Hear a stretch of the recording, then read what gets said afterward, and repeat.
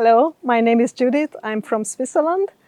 I have done quite an extensive research online before I decided to go for Sampoorna Yoga for the 200-hour hybrid course. And I did not regret it at all. The campus is really beautiful.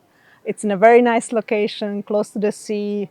The food is important to me, and it's really good and nutritious vegetarian food.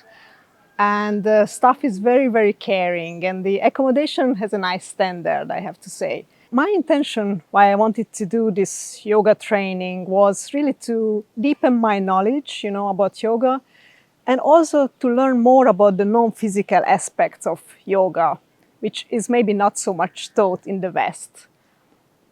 The teachers are really amazing. It's a good mix of Western and Indian teachers, and they seamlessly do a training about philosophy, meditation, and anatomy together with the yoga practice.